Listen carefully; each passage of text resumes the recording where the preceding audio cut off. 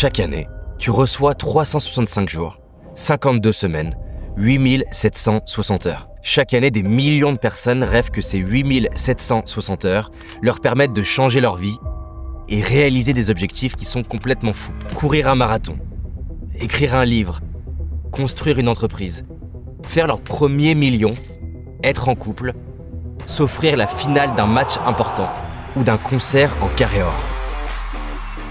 Mais statistiquement, 92% échouent. 92%, ça fait mal, non? Ça veut dire que statistiquement, dans un groupe de 10 amis, cette année, un seul atteindra ses objectifs et les 9 autres échoueront. Mais comment se fait-il? Comment se fait-il, putain, que chaque début d'année, tu te promets, cette fois-ci, c'est différent. Cette année, je vais réussir, cette année, ça va changer. Tu démarres avec des bonnes résolutions plein la tête, t'essaies même de convaincre ton labrador que cette année, c'est la bonne. Les premières semaines, t'es pris d'une motivation incroyable, mais la réalité frappe de plein fouet. Très vite, les semaines passent et tu te sens bloqué. Tu ressens cette frustration de voir le temps défiler sans vraiment progresser. Une culpabilité qui est grandissante, tu sais que t'es capable de plus, mais tes résultats ne suivent pas. Et parfois, tu ressens une forme de doute qui s'installe. Et si en fait c'était pas pour moi? Et si je valais pas autant que je le pensais? Mais alors, est-ce que ça vient d'un manque de motivation, d'un manque de potentiel ou quelque chose de plus profond? Aujourd'hui, on va découvrir pourquoi, peut-être, t'as pas réussi à tenir tes objectifs. Et surtout, comment faire en sorte que cette année soit enfin différente. Et si tu es quelqu'un qui accomplit déjà tes objectifs, que les autres autour de toi trouvent que tu réussis, que tu as accompli des objectifs financiers, personnels, professionnels, ce qu'on va voir ensemble va te permettre d'accélérer. Alors j'aimerais donc te poser une question. Est-ce que tu es prêt à faire de cette année, non pas juste une petite année, mais vraiment l'année où les choses, elles changent, où tu vas chercher le prochain niveau, où tu vas créer des résultats dont tu es vraiment fier? Prêt? Alors voyons 4 habitudes qui vont absolument tout changer cette année. On vit dans une société où réussir, c'est gagner plus d'argent, avoir plus de followers, monter plus haut dans une hiérarchie sociale. Mais pourquoi? Est-ce que cette définition, c'est vraiment la tienne? Sur quelle fondation cette définition est-elle basée? Ces valeurs qu'on a en Occident sont-elles vraiment les nôtres ou sont-elles des constructions sociales? C'est intéressant dans ce contexte d'étudier d'autres sociétés non occidentalisées, comme par exemple les Hadza, l'une des dernières sociétés de chasseurs-cueilleurs. Leur succès à eux repose sur 3 critères: la simplicité, la communauté et l'entraide, et un rythme de vie aligné avec la nature. Pour eux, leur définition de la réussite, c'est des moments simples partagés avec leur communauté. Si on prend un autre exemple, les Bhoutanais, c'est un petit royaume niché dans les montagnes de l'Himalaya, entre l'Inde et la Chine. Ils sont souvent décrits comme un peuple chaleureux, profondément spirituel et attaché à leurs traditions. Pour eux, la réussite, elle se mesure pas en richesse matérielle, mais en bonheur, en temps passé en famille, en spiritualité et en préservation de leur environnement. Ça pose donc une question centrale. Quelle est ta définition de la réussite? Alors, est-ce que je suis en train de faire un discours anticapitaliste? Absolument pas. Le sujet de l'argent me passionne, j'aime l'entrepreneuriat, j'aime développer mon patrimoine, créer des vidéos, développer mon entreprise. Aujourd'hui, Paradox, c'est plus de 10 millions d'euros de chiffre d'affaires. Mais la vraie question que j'aime me poser, c'est est-ce que je suis en train de me créer la vie qui inspire la société, qui inspire mes voisins, qui inspire les autres personnes, ou est-ce que je suis en train de me créer la vie qui m'inspire moi véritablement? Est-ce que je suis en train de créer la vie où si moi je me voyais, je me dirais « ça c'est une vie qui m'inspire, ça c'est la vie que j'ai envie de me créer », le genre de vie qui en la regardant me mettrait les larmes aux yeux. Hier par exemple, je regardais avec ma femme un documentaire et il y avait un passage avec Dan Ariely qui est un chercheur que j'aime beaucoup. Et j'ai mis le documentaire en pause et j'ai dit à ma femme « tu vois en fait quand je vois ça pour moi, c'est vraiment la vie réussie qui m'inspire. » Et je dis des fois, à force de regarder des gens sur Instagram, je me mets à me dire « ah, il me faut cette vie-là », alors qu'en fait, au fond de moi, dans mes tripes, dans mon cœur, j'aspire beaucoup plus à être reconnu pour une expertise hors du commun sur la psychologie et l'impact que j'ai pu avoir sur des millions de personnes qu'un compteur d'abonnés, un compteur de vues, même si bien sûr c'est important pour moi, mais ça passe après. Et je disais, ça me fait du bien de regarder des gens comme ça, parce que je suis sûr que ce gars-là, il n'est pas en train de regarder tous les jours son compteur de likes, mais plutôt l'expertise qu'il est en train d'accumuler sur la psychologie. Donc la vraie question, c'est est-ce que tu te crées la vie qui t'inspire ou une vie qui est imposée par les autres de manière insidieuse et inconsciente? Le point, c'est qu'il n'existe pas une seule manière de réussir. J'ai des potes pour qui la réussite, c'est accumuler un patrimoine immobilier de centaines de millions d'euros. D'autres pour qui la réussite, c'est d'atteindre le milliard. D'autres pour qui c'est créer une maison de ouf. Donc j'ai aucun problème avec la notion de réussite matérielle. En revanche, j'ai un gros problème avec l'idée qu'il y ait une définition universelle de la réussite. En fait, on a chacun notre propre définition de la réussite. Donc la seule définition, c'est la tienne. J'adore cette citation de Thomas Merton. Il est tellement facile de travailler dur pour gravir l'échelle du succès, pour finalement découvrir qu'elle était appuyée contre le mauvais mur. Je pense qu'on va la relire ensemble tellement elle est importante. Il est tellement facile de travailler dur pour gravir l'échelle du succès, pour finalement découvrir qu'elle était appuyée contre le mauvais mur. Alors, ta réussite à toi, elle ressemble à quoi? Prends un instant là pour y réfléchir. Cette question, elle est vraiment hyper importante. Notre vie, elle est limitée. On a un nombre de minutes par jour et donc je ne peux pas les consacrer à n'importe quoi. Et il y a un exercice que Warren Buffett fait que je trouve hyper intéressant, qui est de se poser et de mettre tous ses rêves, tous ses objectifs, et ensuite de se reposer et de faire une liste de toutes les choses sur lesquelles tu décides consciemment de ne pas focaliser ton attention. Parce que même si tu démarres ton année en te disant « cette année, ma réussite, c'est écrire un livre. Cette année, ma réussite, c'est passer plus de temps avec mon conjoint. » Mais même si tu fais ça, c'est assez fascinant comment tu vas être tenté par des amis, tenté par les réseaux sociaux, tenté par ta propre psychologie. Et tu peux facilement te mentir à toi-même en te disant « Ah mais je vais faire le couple, mais je vais quand même rajouter tel truc. Je vais quand même rajouter ça. » C'est le principe de cette expérience dont tu as certainement déjà entendu parler, qui consiste à remplir un bocal avec des gros rochers, puis des noyaux, puis du sable.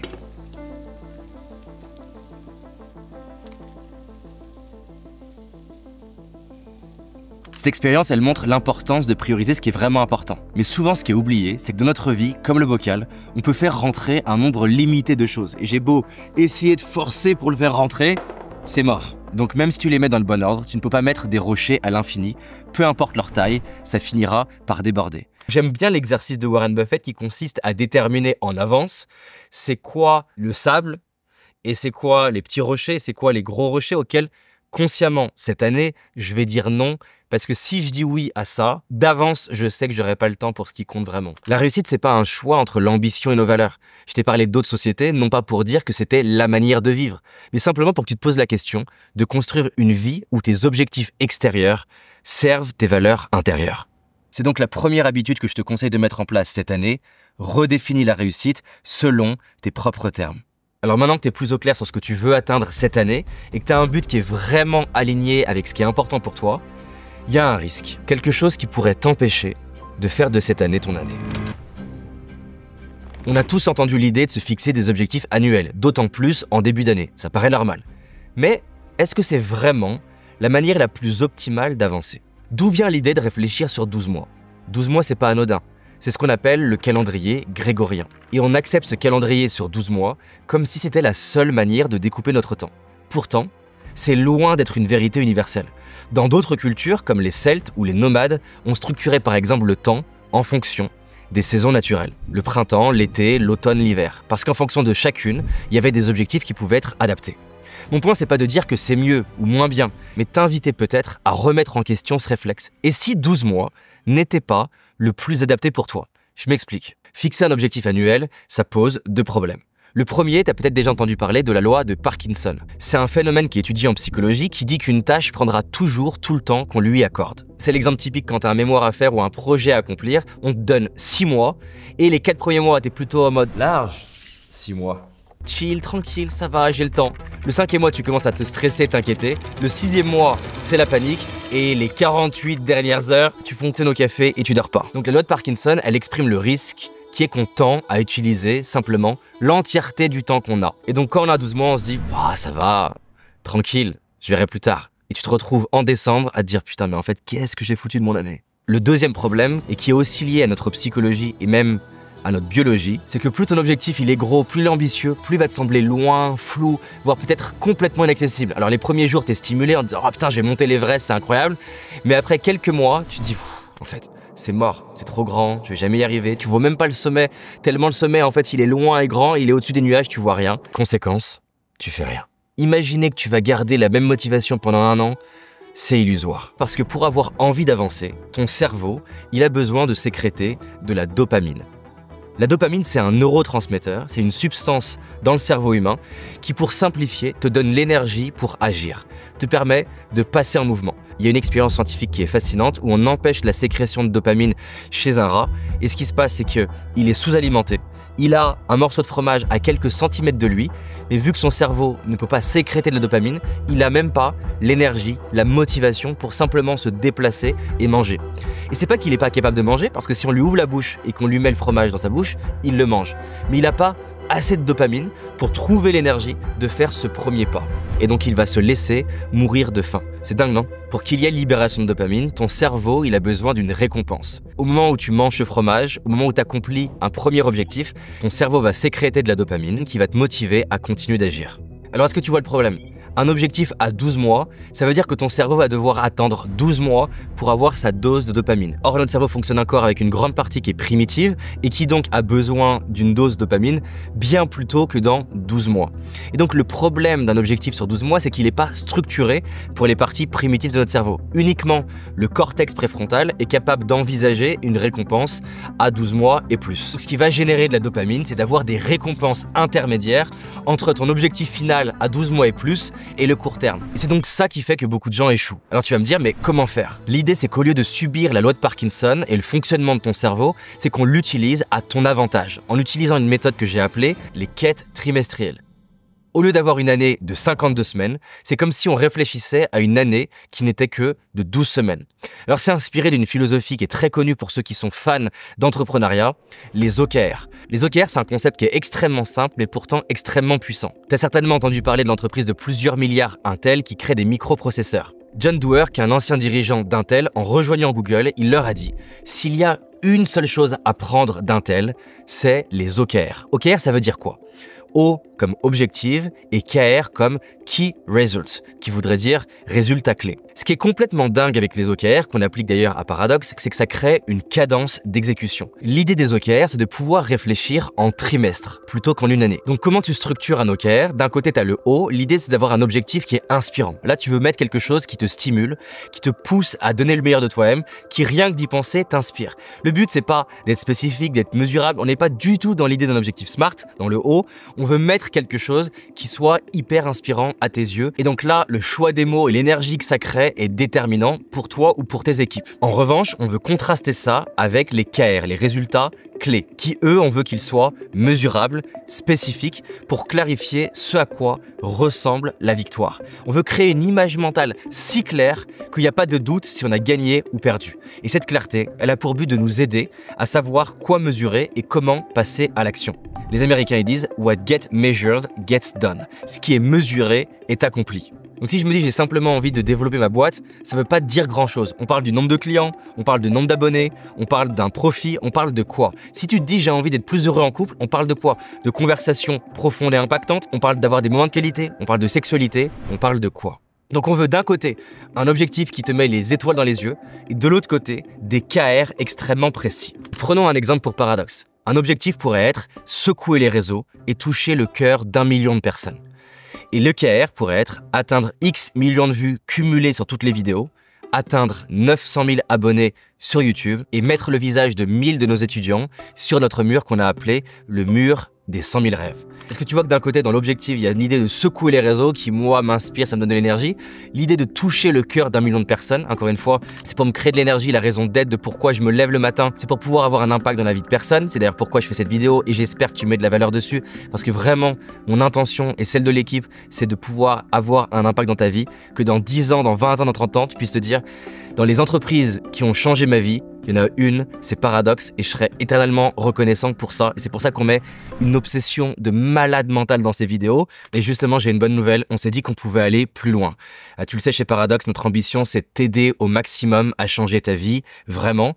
Et on trouve qu'il y a beaucoup trop de contenus qui sont juste théoriques. Et on ne le répétera jamais assez. Le vrai dev perso, c'est pas ce que tu sais, c'est ce que tu fais. Et donc, on a créé un document, template, pour résumer les idées clés de la vidéo et faciliter ta mise en pratique. On te l'offre, c'est gratuit. Tu vas pouvoir définir ta vision, la tienne vraiment, définir tes quêtes trimestrielles, choisir tes lead measures, on en parle juste après, et tu verras pas que. Télécharge-le gratuitement en cliquant sur le lien dans la description juste en dessous. Tu verras vraiment le document, il est top. Et le mieux, c'est que tu le télécharges maintenant pour le remplir en visionnant la vidéo. Ou au minimum, que tu l'aies dans ta boîte mail pour te rappeler de faire l'exercice. Encore une fois, 9 personnes sur 10 ne vont rien changer cette année. Donc là, tu peux faire ton premier pas maintenant pour te créer un trimestre, une année de dingue. Et dis-nous en commentaire si tu l'as téléchargé, si ce genre de document t'apporte de la valeur, on en refera d'autres. Lire vos commentaires, ça me fait trop plaisir. Ça fait trop plaisir à l'équipe de lire combien se dépasser, ça change vos vies. Et de l'autre côté, tu vois, des KR qui vont être plus tangibles, plus froids, plus mesurables, mais qui vont nous permettre de ne pas nous mentir à nous-mêmes et de voir si on avance dans la bonne direction. Donc tu l'as compris, un OKR, c'est cumuler un objectif badass, inspirant, et de l'autre côté, des choses très mesurables. L'avantage, c'est quoi? D'un côté, tu te fixes une durée qui est suffisamment longue pour accomplir des progrès qui sont significatifs, tout en étant suffisamment court pour maintenir une pression positive d'avancer. Tu utilises la loi de Parkinson, cette fois à ton avantage, et tu utilises la satisfaction d'atteindre des objectifs qui vont te permettre de sécréter de la dopamine non seulement à l'atteinte de l'OKR, mais aussi au fur et à mesure que tu vois que tu es en train d'avancer vers l'atteinte de tes KR. Et donc si on reprend l'exemple du grimpeur, avant de grimper l'énorme montagne, tu vas faire comme Enoch Stag, il a grimpé des sommets intermédiaires qui vont lui permettre de prendre confiance en lui, d'avoir des victoires, d'avoir des satisfactions et d'augmenter sa confiance qu'il va pouvoir un jour faire ce truc complètement dingue qui est monter l'Himalaya. À ce stade, tu as défini ce que réussir cette année signifie pour toi. Tu sais comment tu vas avancer vers cette réussite chaque trimestre avec des objectifs stimulants et concrets. Mais il y a un élément crucial qui risque de t'empêcher d'y arriver. J'aimerais te parler de Stephen King. C'est l'un des plus grands auteurs de l'histoire. Comme beaucoup d'auteurs, de créateurs de contenu ou n'importe qui a besoin de produire un travail artistique, créatif ou professionnel, il souffrait du syndrome bien connu de la page blanche. Il n'y a rien de pire que d'avoir des attentes élevées dans ce que tu as envie de créer et d'être dans un cercle vicieux où tu n'arrives pas à avoir l'inspiration, tu n'arrives pas à avoir des idées, tu juges ton travail, du coup c'est de pire en pire et tu n'arrives pas du tout à avancer. Et c'est là où Stephen King a fait quelque chose d'extrêmement puissant. Au lieu de se dire mon objectif c'est d'écrire un livre qui va faire des millions de ventes, qui pose une attente extrêmement élevée, il s'est concentré sur une simple habitude qui a tout changé. Une habitude qui en apparence semble anodine, il s'est simplement engagé à écrire 500 mots par jour. Qu'il soit fatigué ou non, inspiré ou non, qu'il pleuve, vente, neige, simplement écrire 500 mots par jour. Résultat, plus de 60 romans publiés. C'est un truc de malade. Le secret de Stephen King, c'est qu'il ne s'est pas simplement contenté d'objectifs à 3 mois, il s'est concentré sur quelque chose qui est en son pouvoir. Ça m'amène donc à un concept qui est extrêmement puissant, qui s'appelle les lead measures, qu'on pourrait traduire comme les mesures prédictibles. C'est-à-dire c'est une action concrète qui dépend de toi et qui est selon toi la plus prédictible pour influencer l'atteinte de ton objectif final, qu'on appelle donc dans ce cas-là lag measure. Lag dans le sens que ça se mesure après, tu sais quand on dit que ça lag, c'est que c'est lent. On a donc les lead measures, les mesures prédictibles qui créent le futur maintenant, et les lag measures qu'on mesure a posteriori. Donc si on prend des exemples, pour un entrepreneur, les lag measures ça va être chiffre d'affaires, là où les lead measures ça peut être de publier une vidéo par semaine, de sortir X produits par an. Pour un athlète, le lag measure ça peut être de gagner une médaille d'or, là où le lead measure ça peut être de s'entraîner 5 fois par semaine, de manger X calories par jour. Donc en plus de ton objectif qui est un lag measure, tu veux te fixer des lead measures, au moins une, c'est-à-dire des actions qui vont faire que si tu les répètes, tu vas augmenter drastiquement tes chances d'atteindre ton objectif. Mais alors attention, parce que là je me demande s'il y a une chose pour laquelle t'es pas passé à côté. Si on revient sur ce que j'ai dit, il y a un mot qui est déterminant.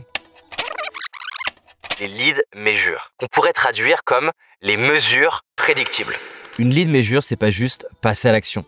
C'est pas juste faire des choses qui sont en ton pouvoir. C'est beaucoup plus profond que ça. C'est choisir l'élément le plus prédictible pour atteindre ton objectif. L'histoire de Marriott, c'est d'ailleurs un bon exemple. Marriott se demandait comment on peut faire pour arriver à augmenter la satisfaction de nos clients. Et t'imagines bien que pour augmenter la satisfaction de tes clients quand tu as un hôtel, il y a plein de choses que tu peux faire. Mais eux, ce qu'ils voulaient, c'était de se dire, ça serait quoi l'endroit le plus prédictible de ce qui va générer de la satisfaction et qui, par ricochet, va augmenter non seulement la satisfaction, mais en plus de ça, qui va augmenter le chiffre d'affaires du groupe Marriott.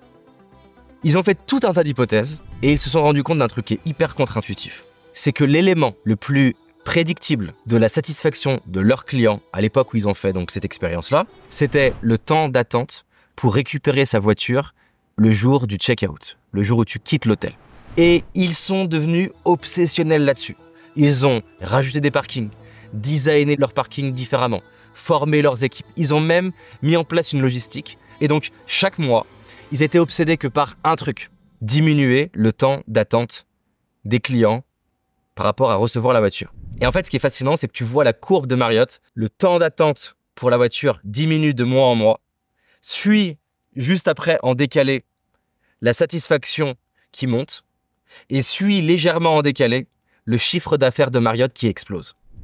Et ce truc-là, il est fascinant parce que vous êtes d'accord que ça aurait demandé potentiellement 10 fois plus d'énergie d'améliorer les repas, d'améliorer les chambres, de tout redécorer, de changer les télévisions, de les mettre en 4K, bref, il y a plein de choses que tu peux changer dans un hôtel. Or, ils ont boosté le chiffre d'affaires de Marriott en se focalisant sur une seule chose. Pourquoi je te parle de ça? C'est que je trouve ce concept passionnant et que tu peux l'appliquer à l'échelle de ta vie. Il y a plein de choses que tu peux faire pour améliorer ta relation de couple. Mais potentiellement, il y en a une qui va tout changer.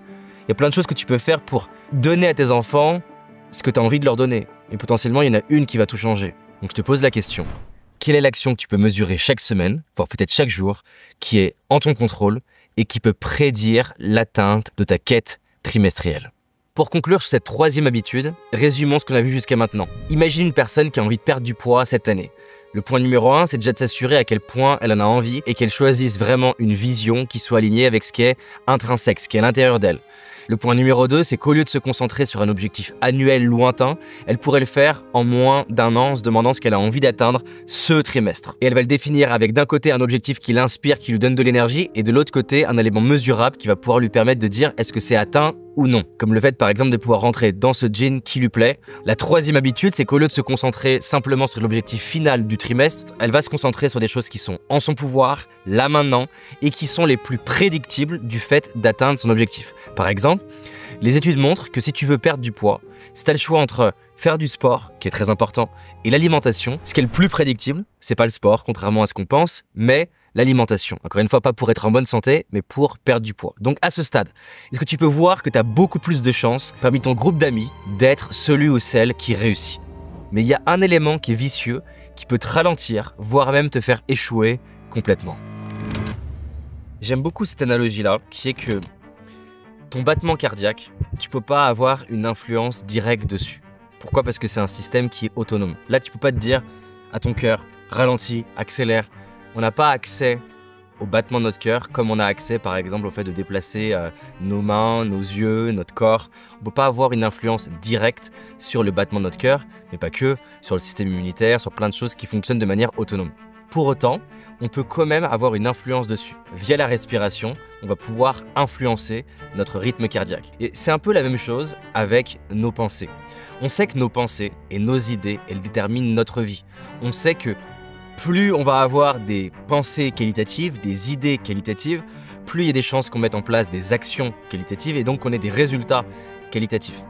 Maintenant, la question c'est, ok, mais est-ce que je peux vraiment influencer toutes mes pensées? Pas vraiment de manière directe.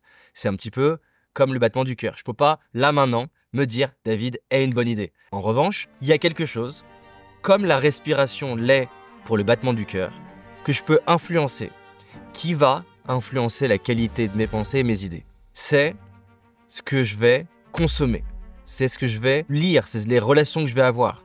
C'est assez fascinant de voir que on devient ce que l'on consomme, on devient qui on regarde, on devient ce qu'on lit, on devient ce qu'on visionne, on devient les podcasts qu'on écoute. Et c'est même plus puissant que ça. On devient qui on côtoie. On ingère les croyances, on ingère les pensées, on ingère les réflexes, on ingère les modèles mentaux, on ingère la manière de réagir à l'échec, la manière de se poser des questions par rapport à nos projets, des personnes qu'on lit, qu'on regarde, qu'on visionne, qu'on côtoie. Et c'est la raison pour laquelle je mets autant d'obsession à consommer des biographies de gens qui ont fait des choses exceptionnelles dans leur vie. Parce que chaque biographie, chaque lecture, c'est comme si, sans m'en rendre compte et sans effort, j'allais influencer les pensées que je vais avoir de manière automatique dans le futur. C'est un peu un cliché du dev perso que tu deviens la moyenne des gens que tu côtoies. Mais les gens ne le mesurent vraiment pas en fait. Ils ne mesurent pas à quel point tu deviens ce que tu consommes, tu deviens ce que tu lis. Et même c'est plus fort que ça, tu deviens qui tu consommes. Et donc, j'aimerais que tu t'arrêtes un instant sur cette année.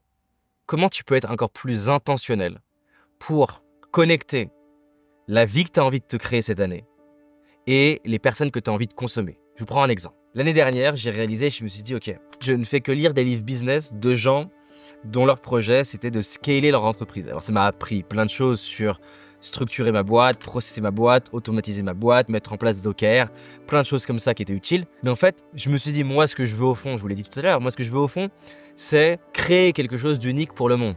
Et donc, finalement, je m'en fous, moi, d'arriver à créer une billion-dollar company ou d'avoir fait des milliards de vues. Je ne sais pas combien de centaines de millions on a aujourd'hui, mais je m'en fous en réalité, au fond de moi. Moi, ce qui est important pour moi, c'est à la fin de ma vie de me dire j'ai créé des choses avec mes tripes, avec mon unicité dans mon cœur, qui ont marqué des gens.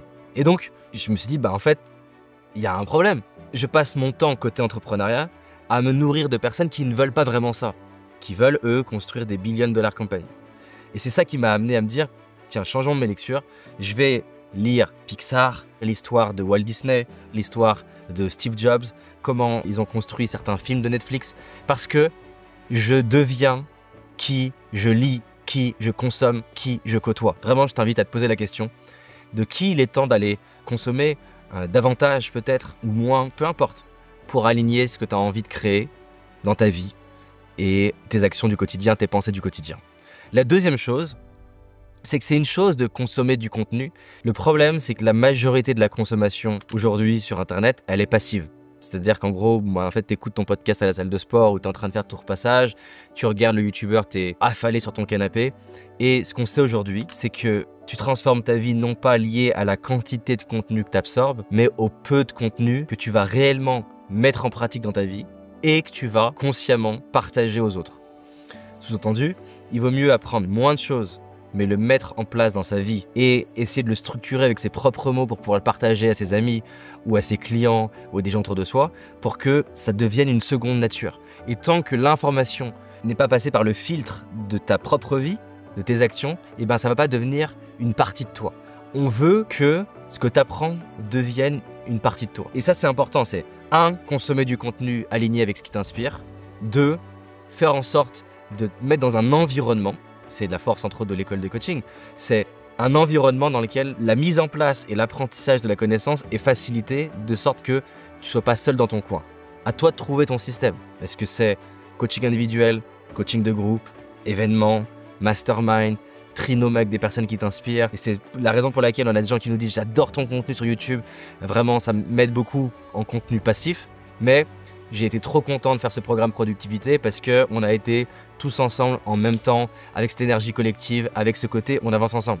Pareil, il y a plein de personnes qui vont aimer l'école de coaching parce qu'ils vont être dans un environnement où on passe d'un dev perso théorique à coacher, être coaché, voir des coachings et ça devient une partie de toi. Donc, dans quel environnement faire en sorte de t'installer pour que ce que tu as envie d'apprendre, tu sois quelque part contraint positivement à en faire une seconde nature. Moi, c'est une chose sur laquelle je mets beaucoup de valeur. Typiquement, demain, je veux faire des vidéos plus créatives. Qu'est-ce que j'ai envie de faire? J'ai envie de m'entourer de gens qui font plus de travail créatif. Donc résumons les 4 habitudes pour faire de cette année ton année. 1. Définis ce que signifie la réussite pour toi d'une manière qui t'inspire. 2. Fixe des quêtes trimestrielles au lieu d'avoir une année de 12 mois et une année de 12 semaines avec un objectif badass inspirant et avec des key results mesurables. 3. Tu as envie de complémenter ça en cherchant un élément prédictible de la réussite. Tu veux quelque chose qui est en ton pouvoir et que tu peux actionner au moins une fois par semaine. 4. Tu veux aligner ton environnement avec ta vision. Tu veux lire, écouter, consommer des personnes qui t'élèvent. Tu deviens ce que tu consommes. Tu deviens qui tu consommes. Est-ce que tu peux voir qu'avec ça, ta vie, elle va changer? Au-delà de tout ça, le message qui est vraiment important pour moi, écoute ton murmure intérieur. Nourris ton esprit avec ce qui t'inspire profondément. Réduis le bruit de l'extérieur, des opinions de l'extérieur, le désir de vouloir être applaudi, aimé, et va vraiment faire ce qui est important pour toi. Focalise-toi sur l'essentiel pour créer une vie qui t'inspire selon tes propres termes. On n'est pas né pour être un clone, on est né pour vivre une vie qui nous inspire nous. À la fin de notre vie, quand on se regarde dans le miroir ou qu'il y a nos proches autour de nous, toutes les personnes qui auraient pu avoir une opinion sur notre vie, elles seront pas là. La seule chose qui compte potentiellement pour toi, c'est de finir ta vie, d'avoir les larmes aux yeux en te disant « Je me suis créé une vie de malade, je me suis créé une vie de dingue, je me suis fait la promesse il y a 10 ans, 20 ans, 30 ans, en suivant potentiellement les vidéos de Paradoxe, de me créer une vie extraordinaire. Pas une vie extraordinaire selon les autres ou mes voisins ou n'importe qui, une vie extraordinaire selon moi. Je me suis fait la promesse d'exprimer mon génie au service du monde et d'essayer de chaque semaine faire un pas vers ça. » Le but de ces vidéos avec Paradoxe, c'est ça. Et t'imagines pas à quel point je serais content de savoir que nos vidéos, elles t'ont permis ne serait-ce que de faire un pas de plus vers la vie qui t'inspire vraiment toi. Moi, ça m'intéresse pas d'aider simplement les gens à réussir socialement si c'est pour qu'ils se sentent vides au fond. En revanche, je pense qu'on a tous des choses qu'on a envie d'exprimer, qui nous inspirent. On a souvent peur de est-ce que je vais rater, qu'est-ce que les autres vont penser, et si j'échouais, si mon voisin, ma voisine avait une opinion sur moi. Mais on s'en fout sincèrement. La seule chose qui compte, c'est que tu puisses faire de ta vie un chef-d'œuvre selon tes propres yeux. La plupart des gens passent leur vie à réagir aux attentes des autres, aux urgences du quotidien, aux distractions incessantes. Mais toi, est-ce que tu prends le temps de t'arrêter pour rêver, imaginer la vie que tu veux vraiment? La vraie question n'est pas ce que tu veux accomplir, mais qui tu veux devenir.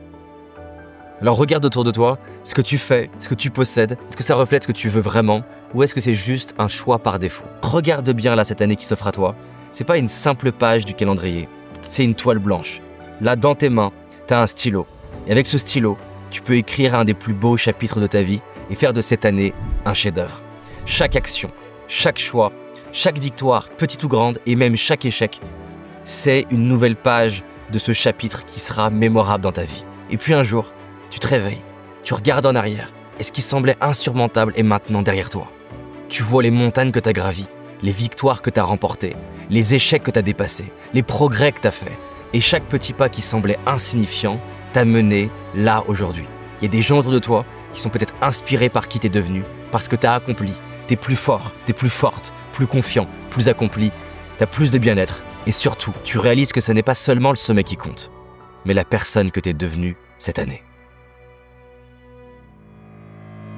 Ça y est, t'es arrivé à la fin de la vidéo, j'ai une bonne nouvelle à t'annoncer. Cette vidéo a demandé des heures de recherche, de préparation, de tournage, de montage, donc j'espère vraiment que ça t'apporte de la valeur. Et puis on s'est dit, et si on faisait plus pour vous aider, et donc on s'est dépassé pour créer le document dont on a parlé juste avant. Impacter des vies, y compris la tienne, ça signifie énormément pour nous, c'est pour ça qu'on a d'ailleurs créé le mur des 100 000 rêves.